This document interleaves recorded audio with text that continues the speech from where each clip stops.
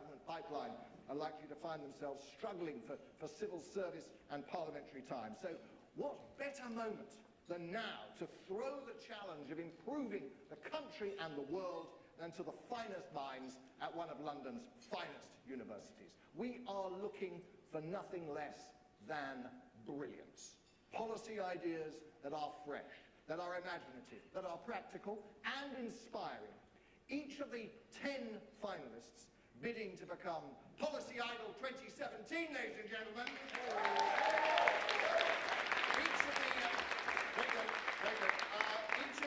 Each of the 10 finalists will pitch their policy to our esteemed panel of judges, ladies and gentlemen.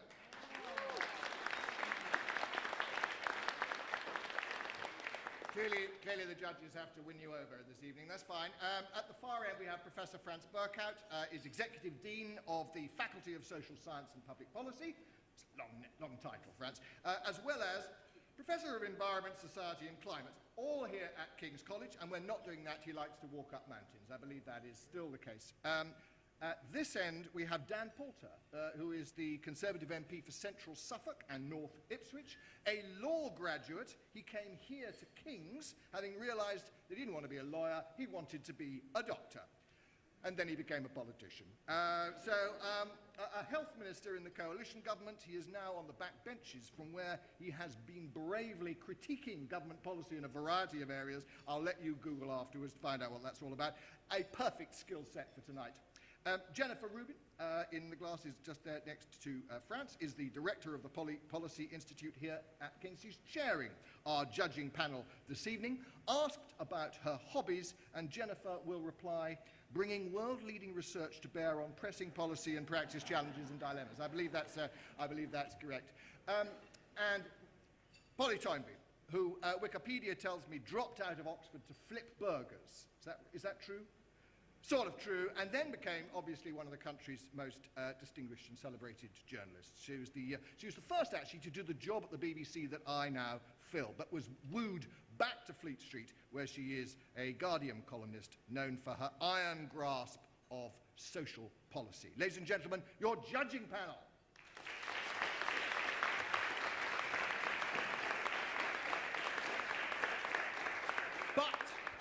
But they aren't the only judges. You, ladies and gentlemen, all of you will also have a big say on which of our potential policy idols walks away with at least one of the prizes tonight. After all 10 have performed, you can vote for your favourite, and that result will be fed into the overall judging process with a special audience award. So let me tell you a little bit about how this evening is going to work for those who've not been to previous policy idols. Each idol, potential idol, will pitch their policy idea for 3 minutes, their presentation to be judged by our panel on both substance and on style. How well did they marshal the evidence to support their policy idea? How well did they sell it? 10 marks for each of those, so 20 marks overall. They have 3 minutes, as I say, but we have with us Armida here on the whistle. Armida, could you just give a blast of your whistle? Yep, that's Armida's whistle. Thank you very much. Top whistling. So after 3 minutes, Armida will blow her whistle, but we wouldn't necessarily just drag off our presenters at that moment. They will be allowed to carry on for a bit, although judges may deduct marks if people go way over the allotted 3 minutes. If they're still going at 3.5 minutes, a giant trapdoor right here opens up and they are, well, either that or I step in and stop them. But, you know, one of those two things will happen. There are 4 prizes. One runners-up award for the presentation that had the greatest substance, another runner-up award for the presentation that had the best style, the audience prize, which it's a bit like the TV Times Viewers Award that always goes to Coronation Street. You know, that's basically what you're going to be doing. And then there's an overall winner's prize, presumably somebody who will have avoided putting style over substance, or indeed substance over style, and just blew everybody away, and that person will be Policy Idol 2017! Right. It's time to get going, ladies and gentlemen. Now, because you're going to be judges, I want you to make sure that you don't forget what you've seen. It's important that you're able to judge all 10 by the end of the evening. So do take notes on the papers that are on the thing, or on your mobile phone, or however you want to do it. Write it on your arm, whatever you want to do. Our first contenders, if I could invite them up to the stage, are Martin Leach and Matt Lewis, who are both in the Defence Studies Department. Martin and Matt, if you'd like to come up. Thank you very much indeed.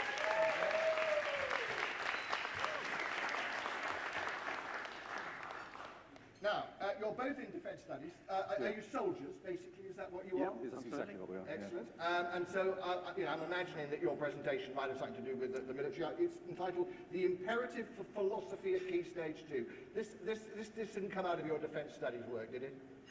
Not entirely. Okay. Loosely, I think. All right. You basically have 3 minutes to sell your brilliant idea to our audience. Are we ready? On your marks, get set, go! Were you ready for this, and are your children ready for everything that this could represent? We live in very perilous times, and the complex and subtle problems we encounter require complex and subtle solutions. So said Carl Sagan at the time of Watergate. He said that children are part of this solution because they are natural critical thinkers. However, too frequently and too readily, this natural inquiry is shoehorned into a series of contested binaries: good, evil, authentic, inauthentic, and true, false. Binaries which we've seen are easily subverted and skewed. It's important because for 30 years we have taken for granted that the irreversible progress of liberal democracy, social reform delivered by pervasive information and the power of the internet.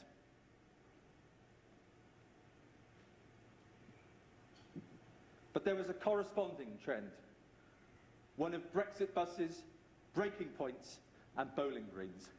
The media environment for children has changed profoundly over the last 10 years. The explosion of information providers and social connectivity matched only by the proliferation of mobile hardware. The 2015 Ofcom report showed that 90% of 8 to 11-year-olds now have internet access at home, with a quarter owning a smartphone. But perhaps most stark is the lack of awareness and cognitive skills that these children show in making critical judgments and interpreting the provenance of this powerful experience. 10% of children now turn to YouTube for information about serious issues in the world, with a half of 12 to 15-year-olds believing that all search engines are truthful or failing to question their validity. As army officers, the last 10 years of campaigns have taught us that to debunk is to be too late. Equally, relying on years 7 to 13 at school is already too late. Biases and prejudices can already be confirmed. We believe epistemology, what is knowledge and how is it acquired, can actually deliver, should be taught as a key stage 2 foundation subject and energized in the same way we have seen given to 3Rs and STEM subjects. We're a year from the OECD's inaugural report on how the schooling system is preparing our children for the new information environment. We believe that epistemology can provide the basis for what Andreas Schleicher refers as globalized competencies. A small but important study released this year by Durham University shows what could be achieved with this policy. A trial of philosophy at Key Stage 2 showed dramatic improvements in cognitive ability tests in maths, reading and writing, with those from a most disadvantaged background making the most pronounced progress. Students demonstrate an improving ability to think logically, critically, voice their opinion, use appropriate language in argumentation, and respect the views and opinions of others. No generation has had so much information so fast, and our policy provides the tools for addressing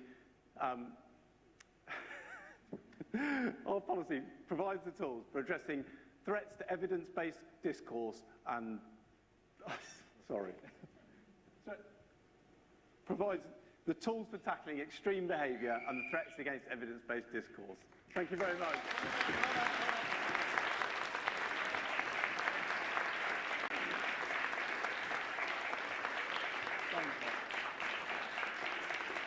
Derek, Very, very well done. I mean, it really is not as easy as it looks. And when you're halfway through your big pitch at the end, the whistle goes. It can be quite distracting. Should have avoided the tongue twister. The tongue twister was probably not your greatest friend. Now, so the way it works is that one of our judges is going to ask questions about the substance. Another is going to focus a bit more on the style, whether the argument was convincing. Jennifer, you're going to lead off and ask something on the substance. Absolutely, yeah. Can you hear me? So excellent, well done, really interesting, quite compelling in many ways. But actually, so my question is, we've got a very crowded syllabus as it is, with children being over-examined and very busy, and the school day is quite packed. So one of the questions I would have for you would be, what are you going to drop to make this happen? Or how are already busy teachers going to fit this into a day with young children who have lots to learn? Yeah, I mean, I think we owe it to teachers to not pretend that the curriculum isn't already massively congested. I spoke to some teachers that teach my two sons who are at Key Stage 2, and also some of the officials from Oxford. There was a skyward glance when we made our point to them, and the point that they did come back on, albeit massively congested at the moment, their view was that there is between 10 and 15% discretion within the curriculum at each school level. Now, that isn't ideal because that's the opportunities that teachers use for reaffirming, for confirming education and actually reinforcing if it's required. Now, my facile point could be, well, we'll just take out 5% of that 10%, 10 to 15%. However, we believe that so holistic and cross-curricular the benefits of what we were doing, if there was actually a full-scale review of the curriculum that incorporated that incorporated philosophy, specifically epistemology, although we don't need to call it that, we think that there are so many sorts of synergies that it would present opportunities and create efficiencies within the curriculum. I think Dan is going to come in and ask something on the. Well, is this the kind of thing that might convince the Secretary of State for Education? What I wanted to pick up on is you used quite a lot of visual aids in your presentation, and I wondered how visual aids can either complement, they can engage the audience, they can distract the audience sometimes from what you're saying. And I wondered, how did you choose those visual images, and how relevant do you feel they were to your talk? I think so we chose to use Prezi as opposed to the PowerPoint slides because we've used it quite a bit this year in our own studies. Just limits the amount of words that we can get onto the screen. Trying to convey, we put quite a lot of effort into selecting the images to convey the right sorts of messages that we wanted to get across in each of it. I think this is really important. I mean, one of the things that, I studied for PGC last year, and one of the things that came across there is how different people absorb different types of information. I mean, that goes right into the policy through to us standing on here. How do you convey your message to people who visually learn, people who hear through audio, and all the different types from there. We've probably got time for perhaps one more question for the judges. Franz, do you want to come in? What do kids think? You've got kids yourself at Key Stage 2. What do they think about the proposal? One of the reasons that inspired me is my eldest son has got special educational need, and one of the things that I've discussed with my wife and we continue trying to do is to try and explain complexity to him without recourse to binaries all the time, and that's why we kind of labour the binaries thing. Star Wars is a great vehicle to a certain extent, but at the end of the day, the bad guys don't always wear black capes, and the good guys don't always wear white uniforms. So we were looking for some way of sort of explaining nuance, and perhaps just looking for a way to introduce the infinite shades of grey that come in between. So we've started doing that. We were having mixed success with our younger son, who has no recognisable learning problems at the moment. But our eldest son, we need to find clever ways of doing it.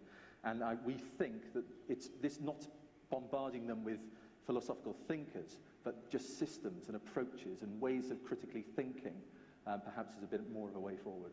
If we look at that's why the study is so important. If we look at what was achieved in those schools, the culture was actually changed in the way these children go about learning. It's like tapping into their natural sort of curiosity and inquisitive minds of that sort of generation. Okay, fantastic stuff. Ladies and gentlemen, that's Martin and Nat. Thank you very much indeed. Well done.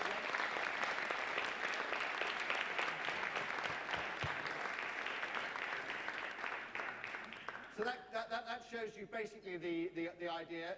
As I said at the beginning, don't forget just to take little notes just to make sure that when you're making your mind up as to who you think should be the winner of the audience prize, you can remember all the 10 different pitches. I also ought to mention over here, I don't know whether you can see some artists. Artists, would you like to wave your hands so people can see you? I think that Creative Connections, is that right? Yes, Creative Connections are going to be... Well, they're going to be discussing the nuance of tonight in the medium of drawing. So that's fantastic. Have a look at that a little bit later on. Right, time for pitch number 2, and next up we have Sarah Williams and Emma Wynne Banster.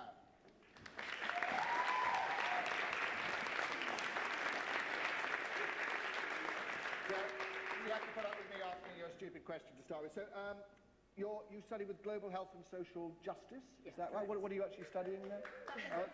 That is exactly. You're doing global health and social justice, yes. And that's what you learn. Okay, all right. Now your proposal is entitled "A Reformation of Reformation from Custodial Sentences." It's quite a long title. That's at least 10 seconds if you're 3 minutes gone. So I will let you do that, ladies and gentlemen. Sarah and Emma, 3 minutes starting now.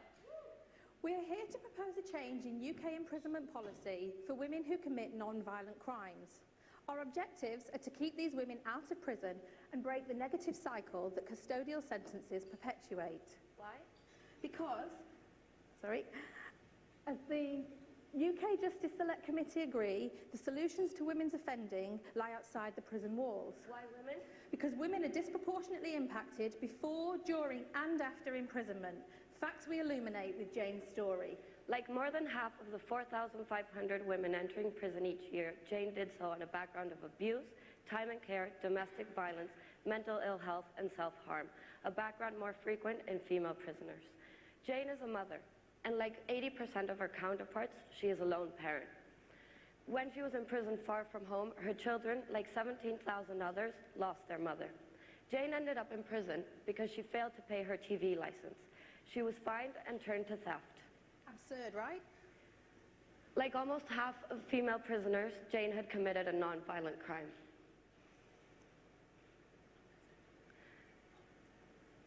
In line with recommendations, Jane was given a short 4-month sentence. But here's the paradox. This sentence was just long enough for her to lose her home and benefits, but not long enough for her to make arrangements for release.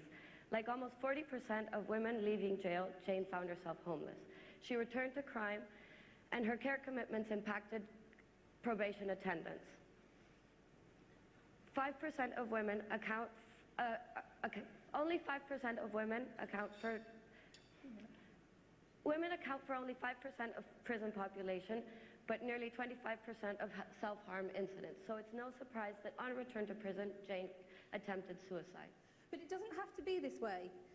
We could divert Jane and some of the 140 million this imprisonment costs to community programmes that are more effective and cheaper. These programmes provide community service as a punitive measure for these women, but also provide mandatory counselling and psychological support, training and skills for their CVs, and a broader support network. We know that women are more likely to engage with these programmes, and this model keeps families together. Government-driven, this programme coordinates and develops the work already undertaken by non-governmental organisations, the NHS, local government, and the criminal justice system. Delivered through local women's centres that we propose increasing across the UK using innovative funding models such as social impact bonds, where organisations are paid for outcomes such as reduced reoffending and improved mental health. This model emulates that used by the Nordic countries for over 10 years and proven to reduce reoffending. Let's rewrite Jane's story and change the negative cycle for her and thousands more.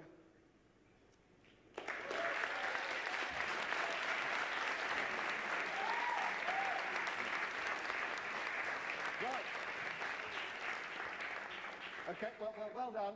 You only just crept over 3 minutes, beautifully ended. I thought that was terrific. And France, you're going to start our questioning on the substance there.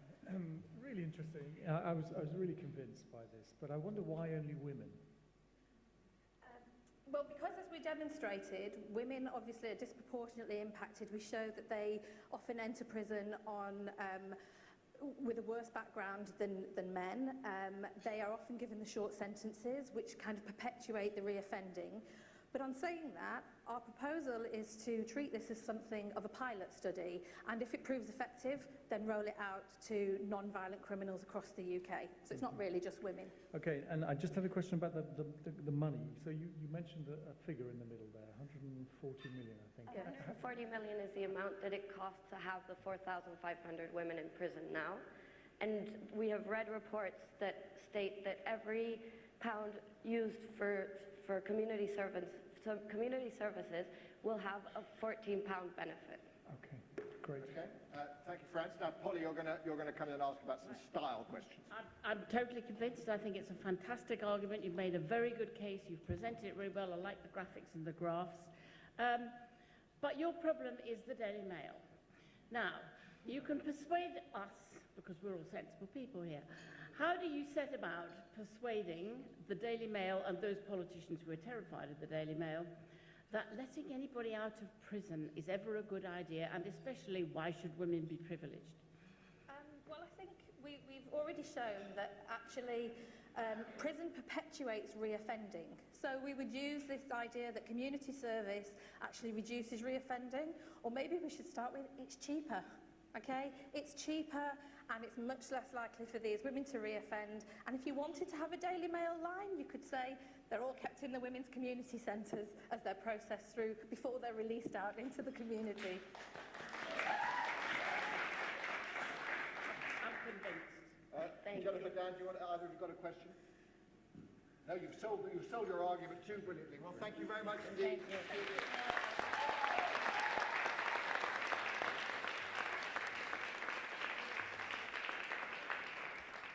Excellent, excellent stuff. Right, we're coming on now to pitch number 3.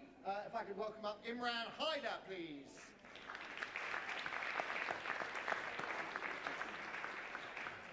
And you're studying law, Imran? I am. So what decided you to go through the torment, the hell that is policy idle? Why did you think this was a good idea?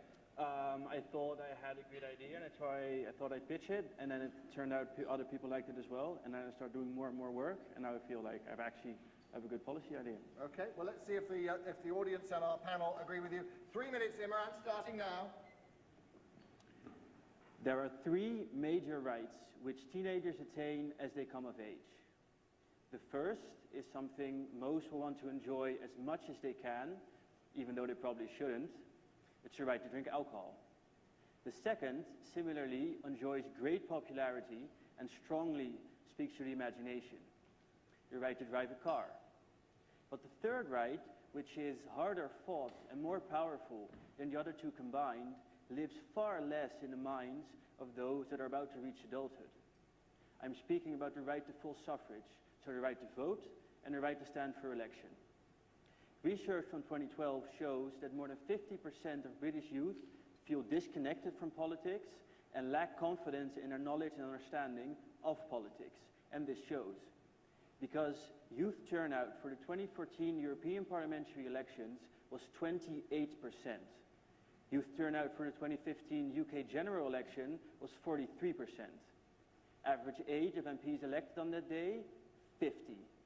And even for the Brexit referendum, which may well have been one of the most important polls of their lives, almost half of young voters didn't show up. So, what I propose is a plan to improve youth participation in politics by using a 3-pronged approach, integrating schools, civic society, and government. The first prong is mandatory citizenship education in high school, higher education, further education, and undergraduate higher education, with qualified teachers combining theory and simulations. The second prong is having these schools cooperate closely with organizations such as the UK Youth Parliament, European Youth Parliament, and Model United Nations groups to reduce the barrier to joining these organized simulations and activist societies, and making sure that every student in every school can participate. The third prong is establishing advisory youth councils with statutory powers at the municipal and national levels of government, similar to the Prime Minister's Youth Council established last year in Canada, which is a body that advises the Prime Minister on issues like employment, access to education, and climate change. This will enable the transition from simulation to real empowerment. So, to recap, I propose a three-pronged approach to improve youth participation in politics, integrating schools, civic societies, and government. What I hope to achieve by this is convincing young people that voting, running for election, and all the research and dedication that they require are both a source of maturity and pride, and as common a part of daily life as having a drink or driving your car to work. And just as we teach youth, and throughout their lives actually, that drinking and driving can be dangerous and that they require care and thought, so must they consider our voting rights.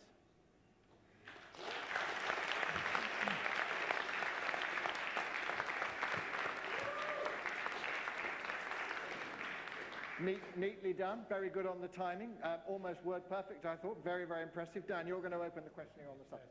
Thank you, Imran, for your presentation, and well done on choosing what was a very, another very serious topic.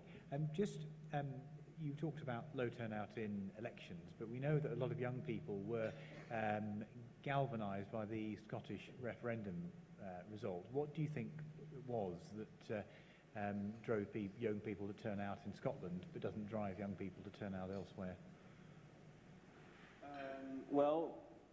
Specifically the English-Scottish divide, I'm not entirely sure, but research from the UK, from Netherlands and other places shows that in general, one of the things that reduces turnout among young people is the feeling of not being represented and the disconnection that I talked about. It might be that the devolved government being, like UK having a devolved government and part of it being in Scotland, makes Scottish people feel more represented, and feeling more represented makes them turn out in other elections as well. There might be more connection with the EU. So that's my answer. Thanks, Dan. Jennifer, you were going to ask on start. Yeah, actually really nicely presented, I thought. Very clear, very confident, and really sort of articulate. You talked a lot about persuading young people to get involved in voting and to exercise their right. It seems to me one of your big problems in terms of style or presentation is that who you actually need to convince is the average age of 50-year-old, the people who would make the policy and bring about the policy change, in whose interest it may not be quite so self-evident. So why is this persuasive for them? Well, one of the reasons is that if you're speaking specifically of policymakers who might be older, they must be concerned by their lack of accountability and legitimacy that's growing. And research from 2010 from the British Youth Council shows that communities that have young mayors or youth councils actually increases the legitimacy and accountability in the eyes of young people of their elected officials. So that's a plus. And research from 2013 from LSE, which also goes into youth and democratic life, shows that actually empowering young people also increases their trust in the political system, which should encourage policymakers. Great, excellent answer, apart from the mention of LSE.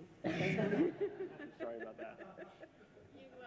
You put your finger on a very important question. How to persuade the young that if they don't vote, all the money shifts towards the old, and that money follows votes. The IPPR has suggested that one answer is quite simple, simpler than these three solutions that you presented, which simply force them to say, first time you vote, it's compulsory. Why not? Why not? Because I don't feel that that will solve the problem of the lack of legitimacy of elected government. It won't change the problem of youth not feeling represented. Just simply voting doesn't make the votes researched or well-founded or supporting proper policy. So it doesn't solve any of the problems, only sort of cosmetically. Okay. Thank you very much indeed. Imran, thank you very much indeed.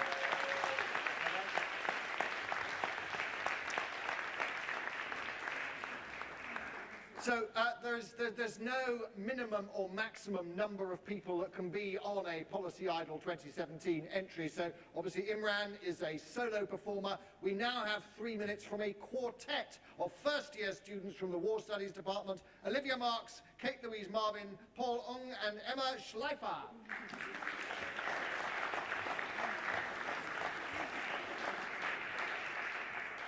So you're newbies. I mean, you've just literally, you know, sort of discovering where the pubs are, aren't you? Is that about where you're at the moment? It's a good one just down there. So. Yeah, well, you've done your research. And why did you decide to come and do this?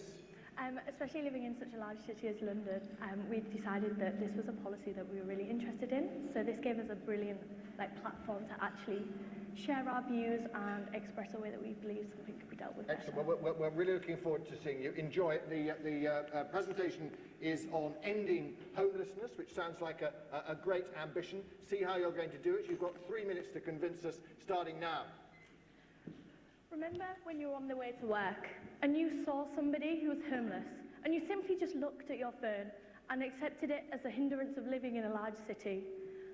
But did it even cross your mind that that person will likely die at 47 while you instead fulfill your life at 81? Or the fact that they're 4 times more likely to be admitted into hospital just because they're living on the streets? This is only an impact that is getting worse, with a 30% increase since 2010. Furthermore, since then, policy has clearly been flawed.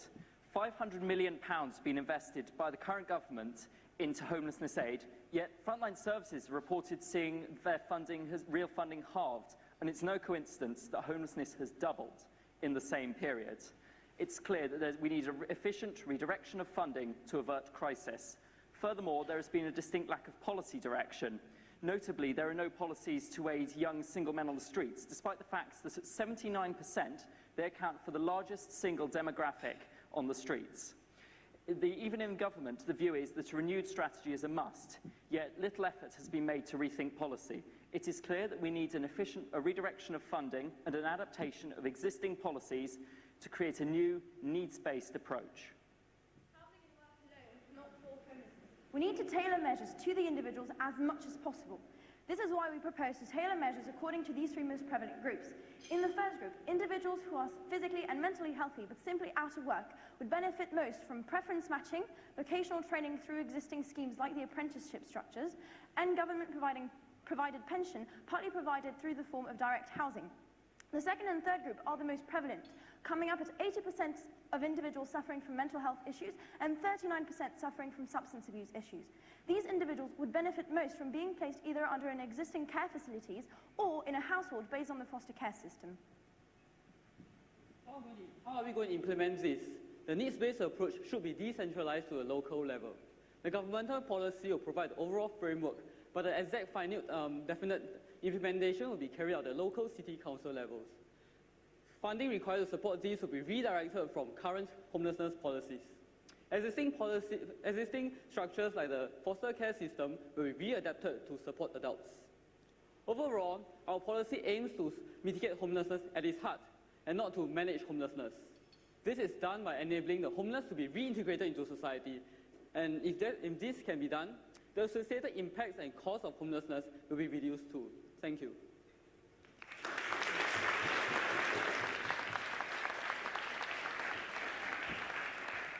Very, very impressive, I think, and you had 10 seconds to spare. I wonder what you would have used those 10 seconds for. Who's going to do this one? Polly, on substance, yeah. Yes. Well, it's obviously a subject that students here might feel strongly about because this part of the centre of London gets an awful lot, a disproportionate number of homeless people. I wasn't clear where you thought this money was coming from. I mean, there is not very much money spent on homelessness now. What are you taking away in order to redirect it to your particular programmes? We're not suggesting an increase in funds. We're simply suggesting that these funds are better spent elsewhere. So we believe the money at the minute is not being used as efficiently as possible, especially by using this one size-fits-all policy. We believe that necessarily the funding might not be there, but it could be utilised better. Also, I'd like to add, for instance, Currently, A&E admissions for the homeless population is costing the NHS £85 million, and by reducing the health problems associated with homelessness and also the traumatic experiences associated with it, it could reduce the cost that is currently given to the NHS, and therefore also be a better way of spending it for this current policy. You think you'd get money out of the NHS? No, but at least alleviating the cost so that it can be better spent. Thank you. All right, Fred. So I had a question. So I get it that it's needs-based, so you're trying to focus on key problems that people face to do with alcohol abuse and so on. But in the end, actually, people need a home, of course. That's the final solution here. This fostering system and how you're going to adapt that for adults, I wonder whether you could say a bit more about how that would work. I'd like to know. Well, actually, it would be a version of the foster care system for adults for a specific part of the homeless population. So, for instance, it would be adults who are in need, who are mentally and physically capable and apt to do so and willing to do so, would be taken in by a willing household. And obviously, it would be the household would be compensated as it is with the foster care system. And obviously that would be only be for a small part of the homeless population. But also we see that actually providing direct housing to people, not at all through the shelters or temporary housing, but actual housing for long term, would cost the government much less. For instance, in Alberta Town in Canada, doing that for people has actually reduced the cost per person by £80,000 per year, so it's proven quite effective. Furthermore, if I may, there's a charity in my hometown of Hastings called Emmaus, although I understand it's nationwide, which has a platform which is focused on taking in individuals and providing them off the streets and providing them with the skills they need to get out and back into the workforce. We feel that it's charities like that that could integrate very well with this policy. Obviously, a problem is their over-reliance of by the government on charity instead of efficient funding.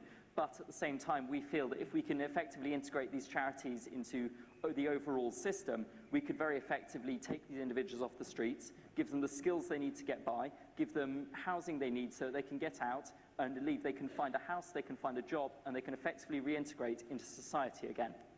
Excellent. Any more questions from the panel? Yes, Dan. Just one question that occurred to me is, are you saying in your proposal that you think that the current system needs to work better at a local level with local discretion, or are you saying that the government needs to pass a new law to make change, or both? We're suggesting that this power of the government should have the set policy of this is what local government should be doing, but then that funding should be spread between the local governments because different cities obviously experience different amounts of homelessness, different types of homelessness as well, and different causes. So if these local governments have that funding, but have the guidance of the overall government, they'll be able to best utilise this to fit each individual borough and location. Excellent. All right, well, our quartet, ladies and gentlemen, thank you very much indeed to all of us, Katie, Paul and Emma. Well done.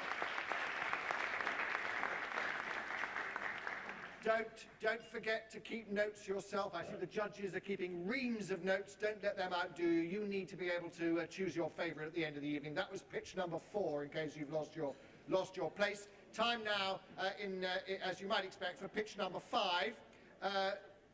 And this is also a solo presenter. If you can please welcome Louis Phelps, ladies and gentlemen. Hi, Louis. You're doing an MA, is that right? Yeah. On international political economy. Quite. Why did you come in for this? Well, I had a few friends turn vegan, and they were sort of trying to convince me, but I thought there's got to be a better way than sort of guilt-tripping the whole world. So I started thinking about policy to change our diets, and here we are. That's a very good answer, and it's called The Future of UK Food Production, Reducing Meat Consumption and Fostering Innovation. Another snappy title tonight, ladies and gentlemen. You have 3 minutes now. Louis. Thank you, Mark. Judges, ladies and gentlemen. Tonight, I'm going to show you how Brexit is an opportunity to make our diets healthier and British agriculture more productive and sustainable. So what's the current problem? It's meat. Today, we currently produce 300 million tonnes of meat every year, and this generates 15% of global greenhouse gas emissions. as more than the entire transport sector. And it's also responsible for deforestation, species loss, and water pollution. But it's not just the planet that's suffering. High meat diets increase risk of heart disease, stroke, and diabetes, which are putting pressure on health services. And this is a trend set to continue, with meat consumption predicted to increase 75% by 2050. The solution, we need to produce and consume less meat. Here in the UK, halving our consumption will reduce emissions by a third and take pressure off the NHS. So your Sunday roast is safe, but just smaller portions. So how do we achieve this? Well, my policy has three parts to it: a public awareness campaign, subsidy withdrawal, and investment in alternatives. Here above you is the master plan, so let me explain. Currently, our farmers receive £2 billion a year in direct subsidies from the EU. After Brexit, that funding will stop, but the Chancellor has committed to match that funding until at least 2020. Until that stage, I propose a campaign to raise public awareness of the links between high meat consumption and environmental damage. A recent Chatham House study found that awareness of this relationship is especially low, and that there's considerable public support for government-led action on this issue. After 2020, I proposed the gradual withdrawal of financial support to the livestock sector. With reducing subsidies, the price of meat will rise to reflect the true cost of production. This will put pressure on consumer demand and reduce consumption. Import tariffs will stop imported meat undercutting domestic supply and provide temporary protection for farmers in the early stages of the policy. Now, crucially, after subsidies are withdrawn, this funding will still be made available, and it will have two main purposes. The first will be to help farmers wishing to stay in the livestock industry make efficiency gains so that they can survive profitably without subsidies. The aim of this policy is not to eliminate the sector, but to make it smaller, more productive, and more sustainable. Its second purpose will be to help those farmers wishing to leave the industry transition to new types of food production and alternative land uses. So what are these alternatives? Well, it could be anything from reforesting land, expanding wetlands, to more innovative solutions, such as growing meat from stem cells, vertical farms, or creating plant-based meat alternatives. By investing in these new industries and developing and improving current practices, this policy aims to make a more profitable, varied, and diverse agricultural sector, and one that isn't dependent on subsidies to survive. Ultimately then, with Brexit, we have an opportunity to fight climate change and improve public health by reducing our consumption of meat and transforming British agriculture for the better. Thank you.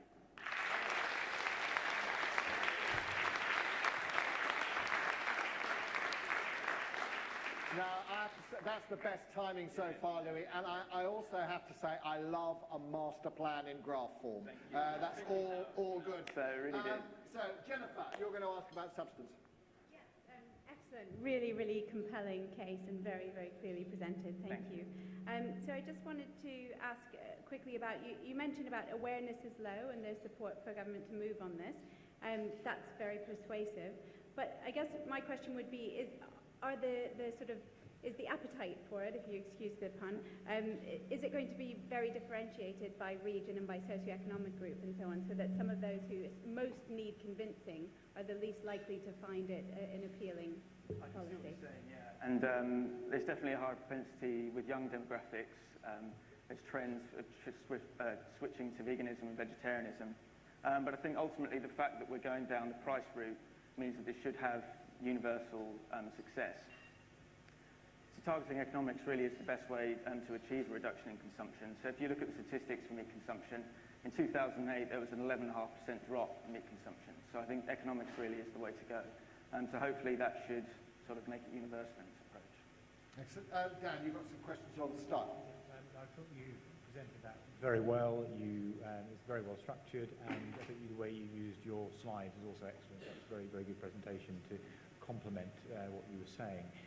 Just on that issue of, farmers would argue, and the farmers that I represent would argue that they diversify already. They do their bit for climate change with putting wind turbines in their fields and having solar fields. And I just wonder, how are you going to convince meat farmers, that don't want to do meat farming anymore? There's a few alternatives, really. I think ultimately you highlight the opportunities with this policy. So this is a firm commitment by government to invest in innovation and new industries in agriculture. And a lot of the publications I read from farmers, they didn't want to be on subsidies. They wanted to be engaged in profitable industries. So I think this policy offers them that. And the second thing really is that there is life after subsidies. So in New Zealand in 1985, they cut subsidies overnight, and they've now got one of the most innovative and successful agricultural sectors in the world. So really it's just about, showing the potential and giving a commitment from government, I would say. Can I ask you a question? Isn't it just going to be meat for the very rich? It's going to become a luxury product. It's going to become oysters. Would it be better to do some form of rationing? I hadn't thought about rationing, but I know what you mean about demographics and poorer people not having access to meat. But ultimately we're trying to sort of shift attitudes. So meat is a luxury item that we eat 2 or 3 times a week, rather than just being a preserve for the rich. And I think hopefully that process will be aided by increased cost of low-cost plant-based alternatives as these new industries get established and become profitable. Yeah, Brad? You mentioned New Zealand. What about trade in meat? I mean, you know, New Zealand agriculture is based on land, isn't it? And export of land and so on. So what's going to happen to all of that in this case as English meat prices rise? And I think ultimately I want to build a livestock sector that can compete internationally on quality rather than quantity. So it'd be about reverting to sort of smallholder models and improving efficiency and pushing quality. The tariffs, the import tariffs, will be a temporary measure to provide protection while they transition to that stage. Excellent stuff.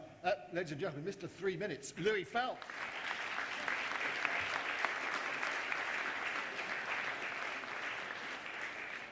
Right, we are at the halfway stage, just to give you an idea of how the evening's developing. 5 down, 5 to go. Our 6th contender now, this is a duo, Carlin Greenfield and Karina Uchida.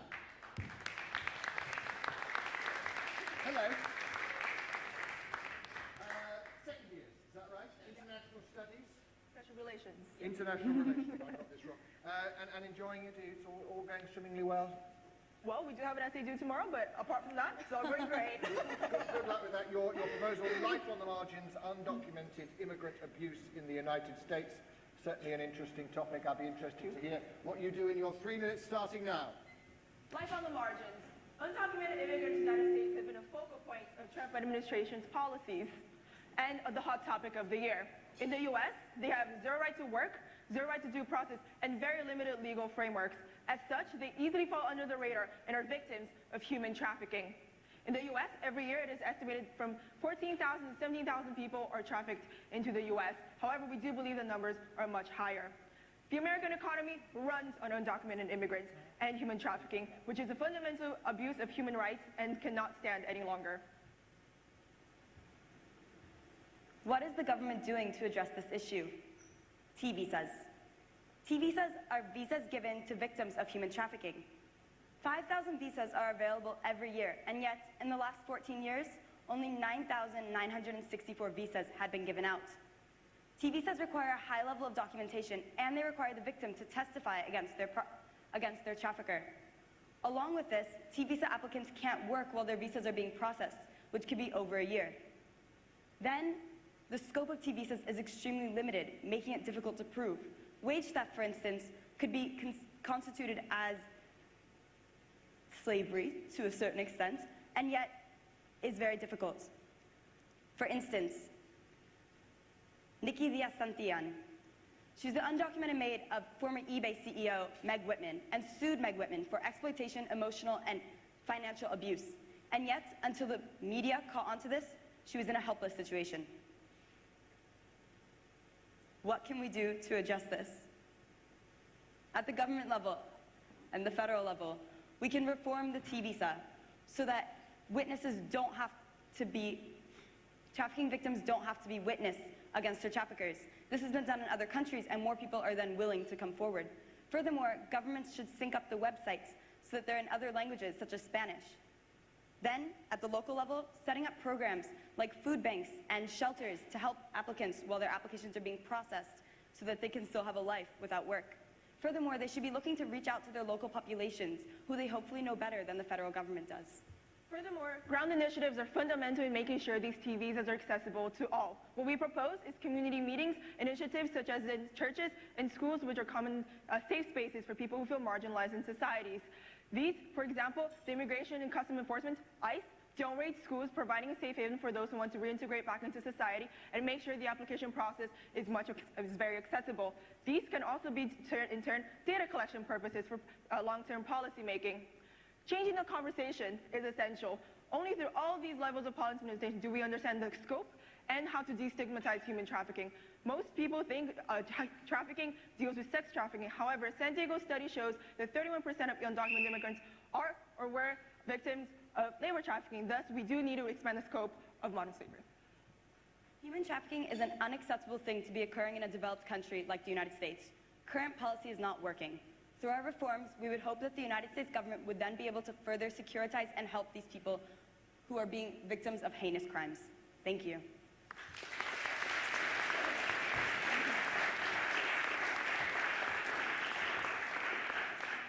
Very well done. Just a few seconds over, but I think that you'll probably be forgiven that. It was a high-speed, high-energy presentation. France, on the substance. Okay, so clearly this is a huge problem and a very complicated one. But I wonder whether you could just specify really what you're proposing. On the one hand, you want to give people some more rights, so it's to do with the reform of the T visa. On the other, it's to do with methods of getting them integrated into communities. Is that right? Yes, so our approach is very much a balancing between top-down and bottom-up approaches. We find that a more all-encompassing way in terms of expanding the scope of T visas and allowing these people to come forward to apply for these, because a lot of, very much of the issues that people don't understand or don't know they exist. In that way, the balancing aspects of bottom approaches and having community initiatives where these applications are accessible, most of the times in their native languages, such as Spanish, will be very much beneficial to make sure that people understand that these options are available to them and that they do not have to go through financial or any strenuous means to get to that. In the current political climate, is it possible to imagine a Trump administration, for instance, adopting these kinds of policies?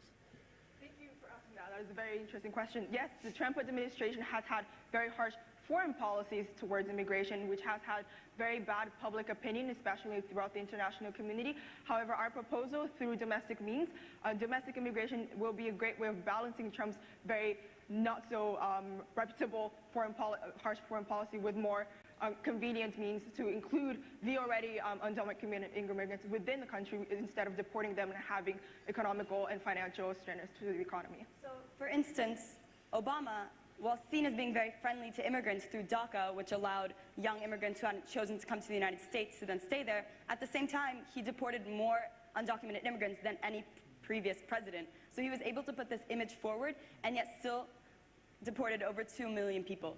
Trump could do something very similar to make himself seem friendlier towards the good hombres and mean towards the bad ones. Okay, Polly. I thought that was a great presentation. You got a lot into a short time, very nice slides, a lot of explanation. Same question, really. A country that has voted for Trump, there is a lot of talk that, you know, the tougher you are on illegals or whoever, you know, however politicians want to put it, it's a pull factor. How do you persuade the people? I think Trump is probably unpersuadable about anything, but how do you persuade the people who vote for him that it wouldn't be a pull factor, that if you're nice to these people and you give them special visas, it doesn't mean a whole lot more people come in? So, the United States government, in terms of full-time visas last year, gave out over 600,000 visas. 5,000 a year, if we even use them, is such a minimal number. On top of that, even some people who voted for Trump have undocumented family members. As a wife who found out that her husband's about to get deported because she thought Trump was only going to be deporting the bad people. Many Americans, while seemingly very anti-immigration, do care about people who have been trafficked. The United States is 90% religious, 70% evangelical Christian, I think is the rate, and that can fit into that narrative very easily. Yep, Jennifer.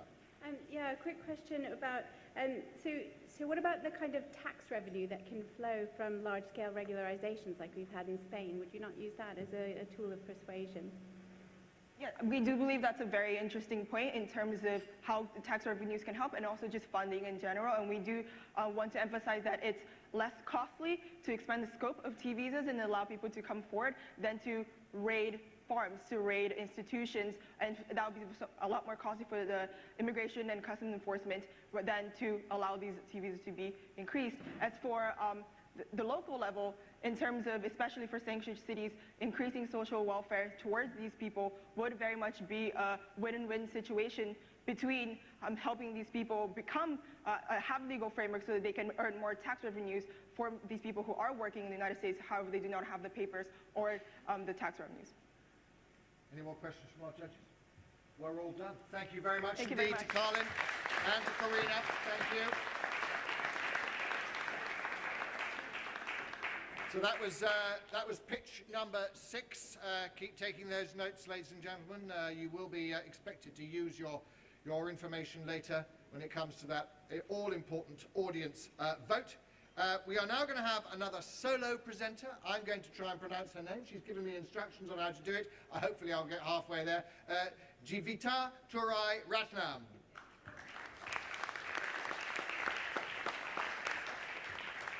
So tell me, you're studying for a master's in law? Is Yes, that right? transnational law. Transnational law. What kind of things are you studying at the moment then? Well, I'm doing a module on technological risk Oh, and really? regulating technological risk, internationally. What does that, give me an example of the kind of thing. Gene editing, that's Oh, all. right. Oh, right. Okay, right. Yeah. It all comes back. Now, your policy presentation, the title changed at the last minute. I think I've got the updated title. If it ain't broke, don't fix it. International Regulation of Heritable Genetic Engineering. Yeah. I'm very interested. You have 3 minutes starting now. Thank you. Genetic disease makes up the majority of rare diseases.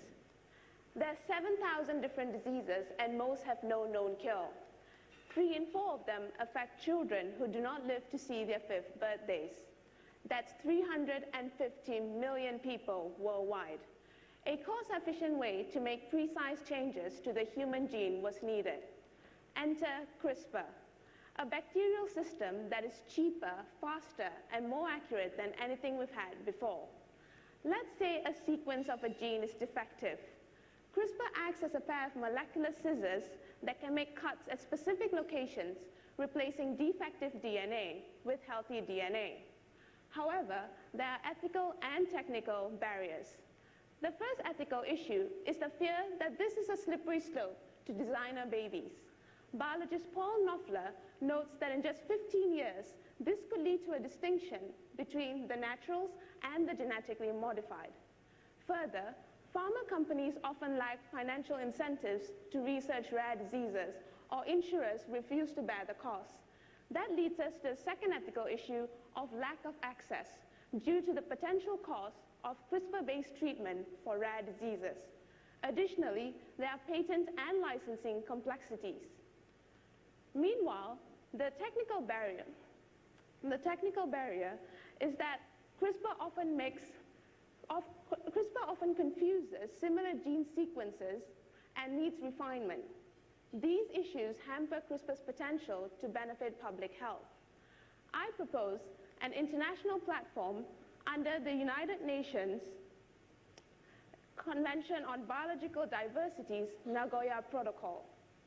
To address the issue on designer babies, this institution will include not only big pharma, scientists, and advocacy groups, but also tech companies, caregivers, and affected persons. This will result in guidelines for national regulation, as is done with stem cells. Further, this institution will push for CRISPR to be applied only towards curing diseases. To deal with the second issue of lack of access, this institution will push for value-based pricing to drive economic competition and innovation. Also, the Nagoya Protocol's open access database will be expanded to include CRISPR-related national policies and technical developments. Ladies and gentlemen, millions have waited long for a cure. It is high time the world come together to govern this process. Thank you.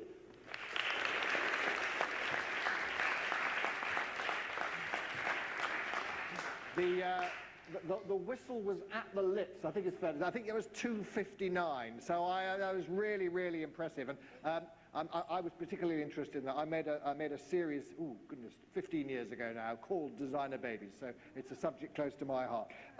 Who's doing what? I think Dan. I think you're going to kick off. Very good. And thank you for your presentation. As a medic, I thought it was particularly pertinent and interesting. presentation, and I was just curious. I mean, you talk, I think, about the UN coming together to agree these policies, but as you also outlined, there are often religious objections to any move towards genetic engagement in medicine, and we recently had a debate in Parliament actually about mitochondrial issues. So in exactly this context, I just wondered, at a UN level, how feasible do you think it would be, with all those different religious viewpoints, and obviously something like the Catholic Church, for example, being very strong internationally, just as one example, to actually deliver this at an international level? Right. I actually think it will be better on an international scale because, most importantly, I think on an international scale, science plays a bigger role, but there will be still space for debate and different viewpoints, especially because there will be different stakeholders that will be involved in this platform. So I do think that while religious concerns will play a role, it will be in a wider debate with progress, and especially in the context of curing disease. I don't think anyone religious would argue that someone with Tay-Sachs disease, for example, should suffer blindness and hearing loss and, paralysis if there's a way we can eliminate that from happening. Yeah. Okay. Jennifer.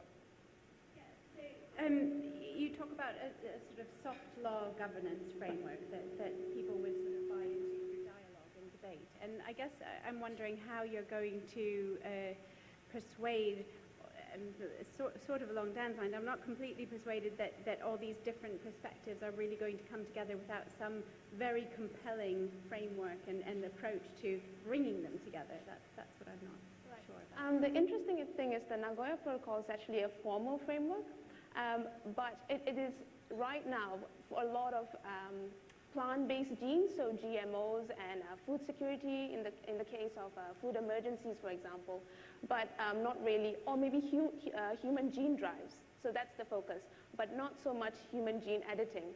So I think it's a formal framework, and it also deals with compliance, so violations, and it has particular mechanisms in place for that. So. Yep. No Franz? Just a question about the scale. Why do you think this needs to be regulated, or is best regulated at the international, the global level, right, and not at the national or European Union level, right, for instance? That's because of risk havens. So what happened was the first experiment using CRISPR on human embryo actually took place in China. And it was perfectly legal because the Chinese laws allowed it. And what will happen is that if there's no international regulation of this, people would just shop for different areas and different countries that allow them to do so. No, that was an excellent presentation of a difficult subject. I don't know if you can say anything about, is there an equivalent United Nations body, right, with a protocol of that kind that you would compare it with? Right now, well, the Nagoya Protocol is in existence, so it is dealing with access to genetic resources and the benefits that come from the genetic resources. So this fits perfectly into that, and it already exists anyway. But currently, what is being done for stem cells is that there's an International Stem Cell Research Society, which comes up with guidelines on how the different states can implement that in their national regulation, and that is really being adopted and taken seriously by the states. So. Thank you to our judges, and thank you to Jivita. Thank you. Thank you.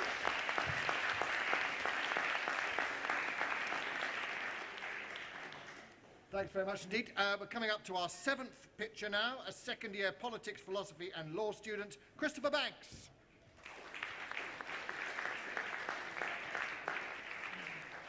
So Christopher, what persuaded you to take part in this exercise this evening?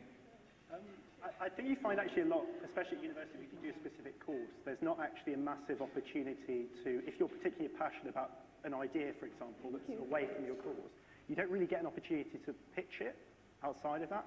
And so when I saw this, it literally gives you the opportunity to put anything forward. I thought, why not go for it? Well, it is interesting just how often the the policy idea is absolutely nothing whatsoever to do with the people's courses that they're doing. Okay, Christopher, you've got 3 minutes on how STV can re-energise our democracy, starting now. I was thinking actually when I was looking at this photo earlier, aside from the fact that I think it's one of the last times I've seen Nigel Farage not looking smug, I think we can excuse him in this case because UKIP had just run an extraordinary 2015 campaign. They'd grown from 900,000 votes to 3.8 million votes, 3% to 13%. They went from 2 seats to 1. And my question to you today is, in a country that purports to be a representative democracy, is this acceptable? And my answer is no, and the answer is single transferable vote. Now, if you look at this graph here, UKIP's success isn't in isolation, it's a general trend. People trust the two main parties less. If you look at the top point over there, that's back in 1951 when Winston Churchill was leader of the Conservative Party, and 96% of people were voting Conservative or Labour. Fast forward to 1983, and everything changes with the SDP Liberal Alliance that gets 25% of the vote, just 2% behind the Labour Party that gets 27%. The Labour Party gets 209 seats, the SDP 23. Really?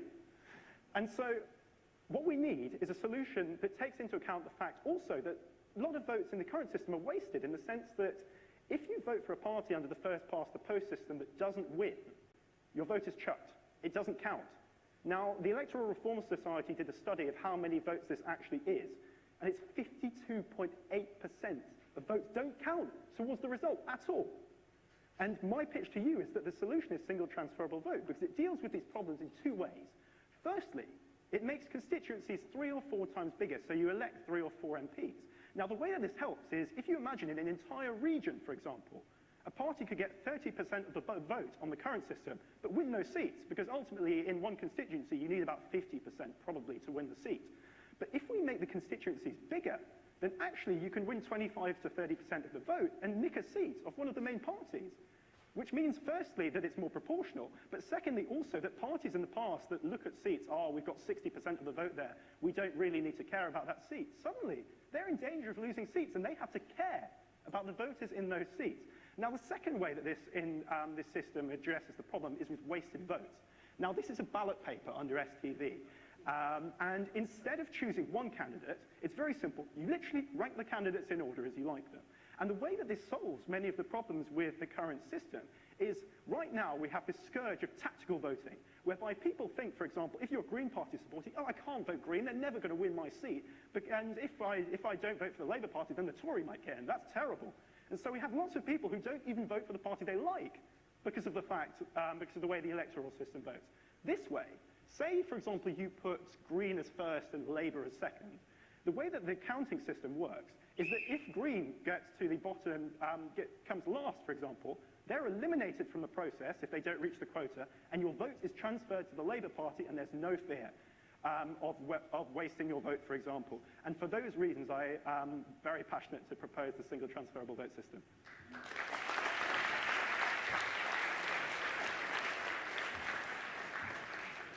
Now, Polly, as memory serves, you know something about the SDP's performance in the mid-80s. I was a candidate in that election, and we, as you say, we were treated rotten by the system. Unfortunately, we have just had recently a referendum on this, and it lost. It lost. Why do you think it lost? I know, so the referendum, for those who don't know, was a referendum on AV in 2011. And I know that you say a referendum on this, because I'd argue this wasn't a referendum on this at all, in the sense that I would have struggled to vote for AV, in the sense that, for those who don't know, it keeps the constituent system exactly the same. So you have the same constituencies, you just change the counting process. So you have the preference system counting process, but you have the same constituencies. And for me, that was adding in all the problems in the sense that it might be more complicated for voters, but you get rid of actually all of the benefits, in the sense that you still get the fact that the system is disproportionate. And I go back here to this slide, which I thought I might use as a simulation, which calculates the 2015 election, what it might have looked like with different systems. And if you look at AV over there, actually, the Tories go up 6 seats. despite the fact that they got 36% of the vote. So their majority is actually more disproportionate. And so back to your question about the referendum, I think it's very difficult if you're running a referendum campaign to say we need to make our voting system fairer, but then put forward a system that doesn't address the main problem, which is the fact that votes don't match seats. And do you think that was the real reason why people didn't vote for it? Because it wasn't the right kind of proportional system? Or was it just a profound small c conservatism? Don't change. Well, it's the very fact AV isn't a proportional system. So you have classifications of systems that are majoritarian and proportional. AV is a majoritarian system. And so I think it was, how can you, I mean, we talk about recent referendums to have a positive vision for your case. How can you run a referendum campaign around an electoral system where ultimately, firstly, not much changes and actually things become more complicated? So I sympathise with their side in the sense that I can't see how they could have made a very convincing emotional case. Thank you. Can I just say, actually, if you've got a spare slide, to be able to just insert it into your Q&A section is really brilliant. Fred. So about the emotional case, I mean, for many people, this question about voting systems is quite esoteric. I mean, you are very passionate about it. I mean, how do you really convince people that this is actually fundamental? So I think it links to party preference in a sense, and it also links to the main parties doing more. So until now, it's been quite convenient for the big two parties not to support proportional representation because it doesn't help them. That's changing now in the sense that Labour has effectively been decimated in Scotland, well, it lost a lot of votes, but also by the system. So I think in the Labour Party, we're receiving a lot more support. More relevant to your question about the emotional case, I think it becomes really hammered home when it affects you personally. And so this is why, I mean, irrespective of whether you agree or not with the politics of UKIP, I sympathise in a way with people who say the political system is rigged, it doesn't represent me at all, who then go out and vote in massive numbers for a party and get no representation.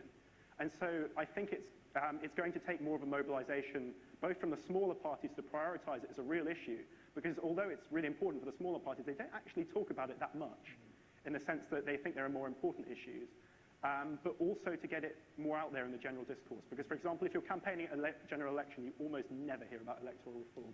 And I think if people actually saw the numbers as they are and realised that, well, actually, if you stop 4 people eligible to vote in the street in the UK, only one of them will have voted for the party that currently has a majority in the Commons. Dan, I'm sure you must have some questions on this. I mean, I just see the advantages to first past the post and AV that Nigel Farage won't be in Parliament, which is which for me would be a good thing. But in seriousness, though, if you're concerned about proportional representation, why not go straight for PR rather than STV? Yeah, so there are 2 main systems of PR. So what straight PR would do, so that's where it says what list PR on that number. What list PR does is it literally takes the percentages that each party gets and gives them that percentage of seats, which seems reasonable at first. The problem is it completely removes direct accountability. So you, when you stand at your next election for your constituency, will be answerable not only as a member of the Conservative Party, but as yourself.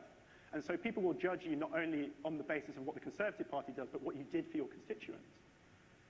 What list PR does is, firstly, in the straight system, it almost removes constituency representation, but also, even if you decide to choose a more mixed system that has a bit of constituency and a bit of PR that some people have suggested, you get MPs that aren't at all accountable as themselves, so they can hide behind the party name in a PR system because people are voting for a party, not a person. And so, for example, let's say a random MP has a massive scandal, an expensive scandal, actually, for example, which is a nice example. After the expenses scandal, there were MPs that lost their seats because their constituents were angry at the fact they'd fill the expenses. Jackie Smith is an example. List PR removes that because if an individual MP has an expenses scandal, for example, there's nothing to stop the party putting them back at the top of the list at the next election. And the voter won't know that they're voting for them because on the ballot paper it just comes up as the Conservative Party, for example. And so I think while representation is important, I think that one of the great strengths of the first past the post system, as much as I hate it, is the fact that it does import a system of direct accountability. So your name is on the ballot paper to represent constituents. And what STV does, you get the proportionality benefit, but you don't lose that. Have you ever thought of going into politics, Christopher?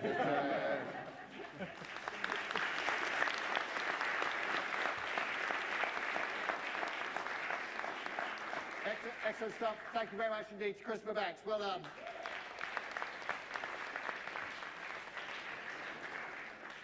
Right, we're coming now to pitch number 9.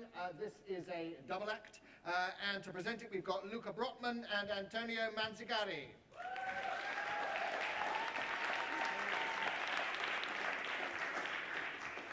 And you're both studying for a Master's in Public Policy and Management, am I right? What sort of element of it are you studying, or is it just a general thing? It's a general thing, but we do have optionals in the second semester, so we're focusing on semester. Yep. Okay. Yeah. Right. We'll look at that. Term, yeah. Now, your proposal is called "Enhancing the Working Conditions of the Colectadores." In Uruguay by regulating the shadow trash market. That's correct. We call it rubbish here, but that's fine. Right, 3 minutes for Luca Antonio, starting now. So welcome to Uruguay, chosen in 2013 as Country of the Year by The Economist, a country where you would indeed not expect. The clasificadores, Spanish for classifiers, this term refers to people like Felipe here who make a living out of searching for and collecting trash. Around 20,000 people depend on this activity, 6,000 of them being children. To put that number into perspective, imagine this great hall at full standing capacity times 20. So the problems surrounding these are many. Deplorable living conditions, health and hygiene issues, these children muddling through mountains of trash. In the last decade, public and private initiatives have failed to solve the general problem. So Felipe here wakes up at 4 in the morning. He spends his day going through residential trash containers looking for recyclable materials, which he then transports in his cart to the next link in the waste chain. The recycling plants. These plants pay the clasificadores for the trash according to the type and the weight of it. However, this exchange is not without some important problems. So we are talking about asymmetries of informations in favor of the plants. Clasificadores don't have the bargaining power, and they take what they get for their recyclables. Now, on the waste-generating side of the equation, apart from the households, we have all the companies. Now, these companies must submit a waste disposal plan and pay a separate transport company to come and pick up their trash, which is mostly recyclable, and dispose of it in a landfill. This highly bureaucratic process implies extra paperwork and costs for companies, which leads to some instances of corruption. So to solve this, we propose to bring and connect together the clasificadores with the companies, allowing the companies to directly give the recyclable materials to the clasificadores. So this is the currently existing system. Private companies generate trash and have to pay separate transport companies to dispose of it in landfills. Other companies dispose of the trash illegally. At the same time, clasificadores are now going through the residential containers looking for the materials that they can sell to the recycling plants. Our policy, once implemented, would allow companies to input on the online platform the type and amount of trash they aim to dispose. Clasificadores can then select the desired amount and a time slot to pick it up. Once this exchange is completed, the clasificadores take this material and sell it to the recycling plants. For larger quantities and unrecyclable waste, transport companies get to keep their existing business. This policy means less bureaucracy and paperwork, free waste disposal for companies, and more recycled trash. But most importantly, this proposal will allow clasificadores to directly access this recyclable material and thus increase their income. This proposal would be cheap to implement and has the benefit of raising the living conditions of the most excluded population in Uruguay. Thank you very much.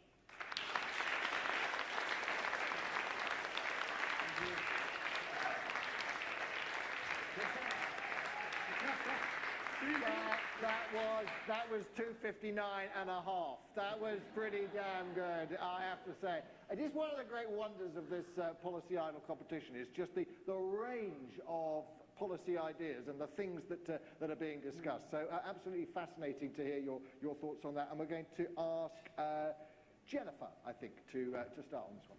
Great, thank you for that. Really, really interesting set of ideas. Obviously an important issue. I don't think many would argue with the fact that it's something that should be addressed.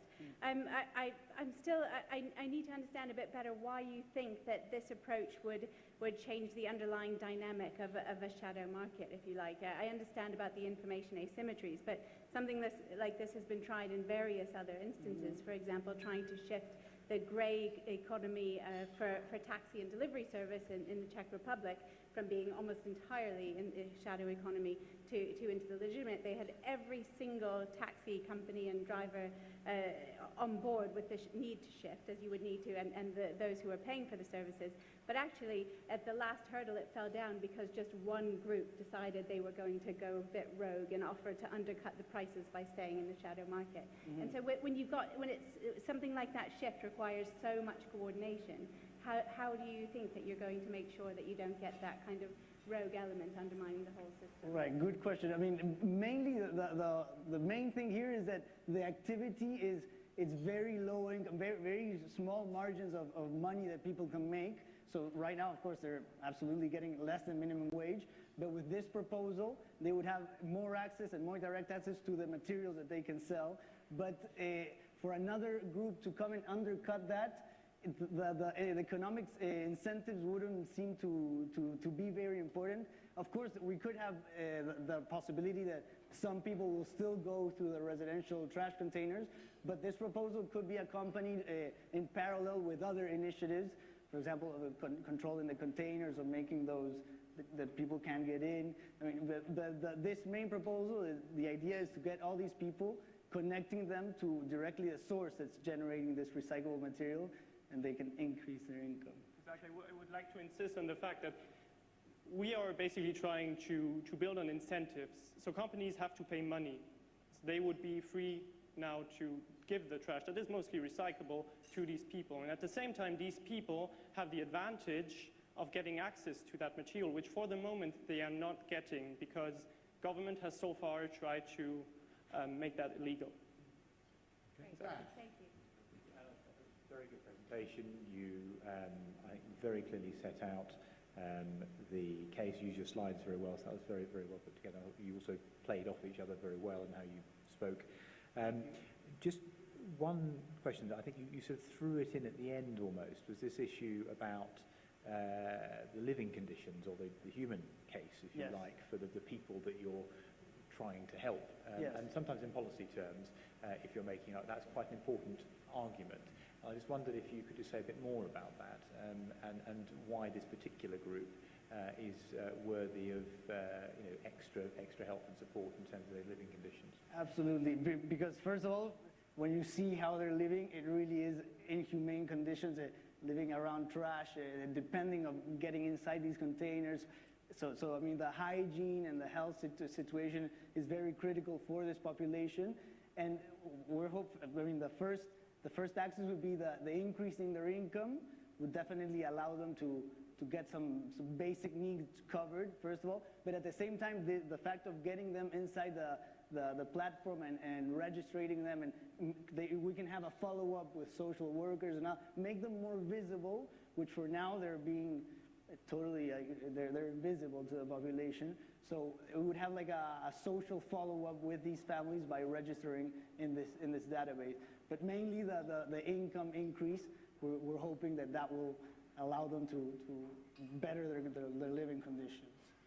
Did that answer the question? Jennifer, do you have any questions? No. Yep. Fred? Just the role for public policy here. I mean, could something like this arise naturally in the market, or is there really a role for government here? So the fact is that for now, the government has tried to make such a shadow trash market illegal. So it happened by the past. We have some anecdotal evidence from a PhD student in Cambridge who lived 1 year with those people, and who said that many informal arrangements existed already between companies and these classifiers to pick up that exact same trash. But the problem is the government has tried to make this illegal because the companies have to register for this waste disposal plan. So it would actually, there also, that is an important point, unionized, which we think, we had talks with the union so far already, gives a better access, and from the policy perspective is important since it includes government and unions at the same time. Furthermore, there was an attempt to do it by the private sector, but which was a similar online platform, but where companies would sell their recyclable material directly to the recycling plants. But this excluded all, like the main income for all these people. So we think that that path would not be desirable, at least for them. I love that passion. I love the fact that it was 2:59 and a half. Thank you very much indeed, Luca and Antonio.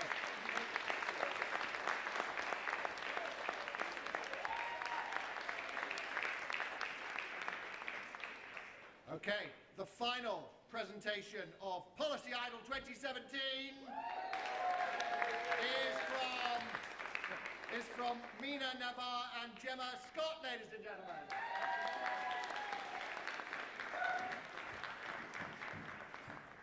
Now, you're both doctors, I think. Is that right? Now, if I've got this right, you're training in rehabilitation medicine at the Cicely Saunders Institute? Yes.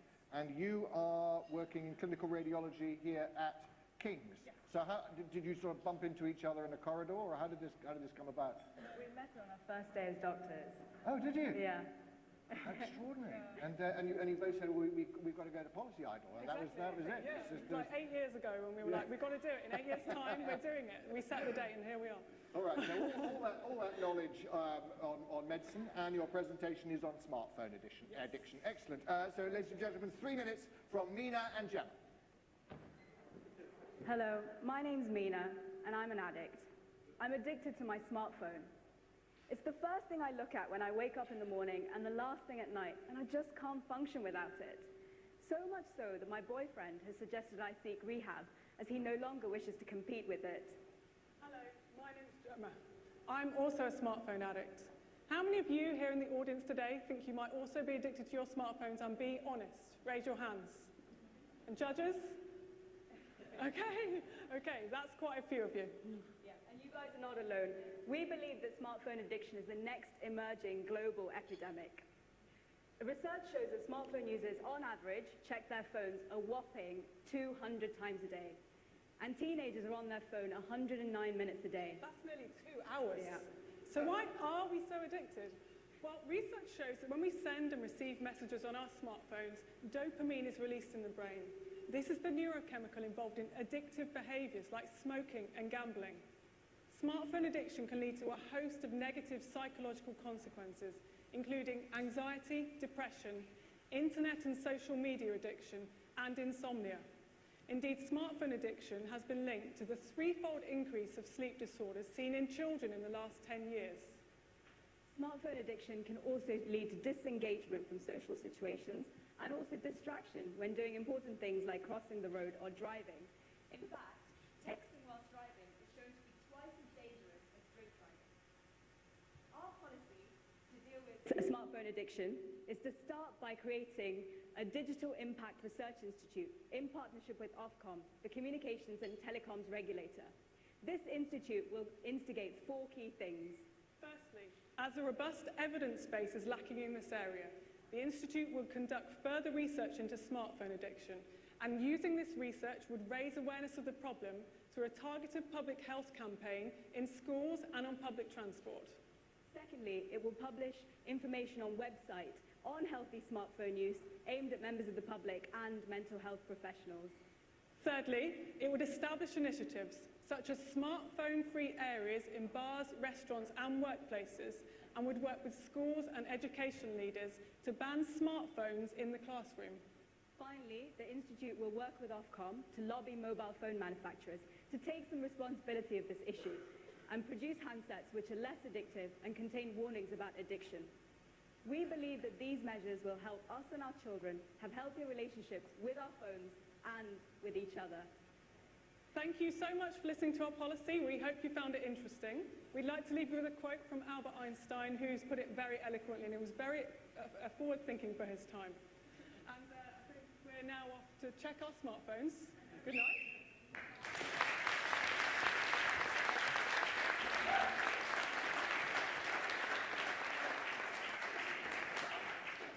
This is the 3rd year I've done Policy Idol. I can't say the timings are just absolutely impeccable. Again, well, you heard the whistle. You were literally dead on the 3 minutes there. Right, fascinating stuff. Thank you very much indeed. France, you're going to talk about substance. Right, so as a researcher, I'm delighted to research, but it sounds as though you know quite a lot about this. So why only research? Why is this research institute actually the centre of your policy proposal here? Well, we think that, I mean, the main problem is that there's not a proper evidence base. You can go online, ironically, and you can search for smartphone addiction, and you can find multiple news articles, anecdotal evidence.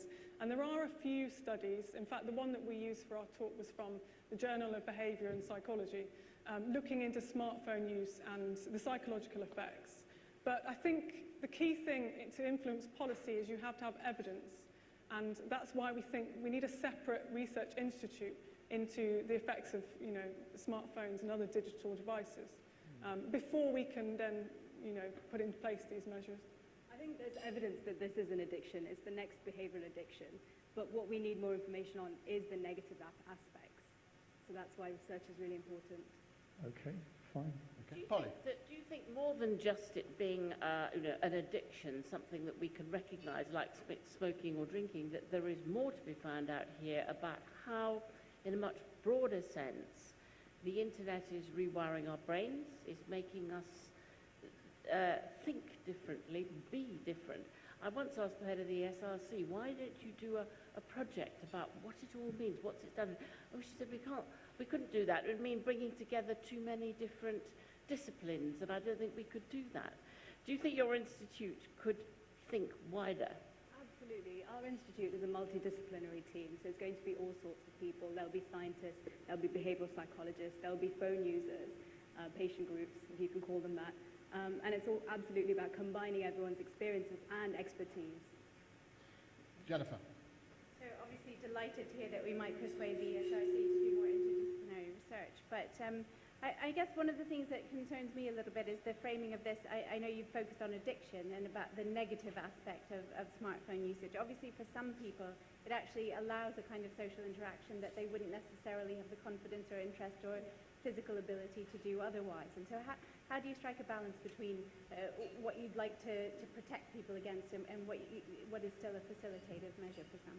I think that's the key thing for us to pick up and to emphasise here. We're not saying that smartphones are bad. We're saying that they need to be, the usage needs to be balanced. So yes, I agree with you, and we'd all agree, and we would agree that smartphones have changed our lives. You know, we are now more connected to each other than we ever were. But I think the key thing is to get the user to understand when they're using it too much and actually they're using it more than they need to. So, you know, we all use it to, you know, arrange things and speak to each other all the time, and that's great. But if it tips over into you feel anxious, you know, for 5 seconds, you haven't checked your phone, then there's something wrong. So,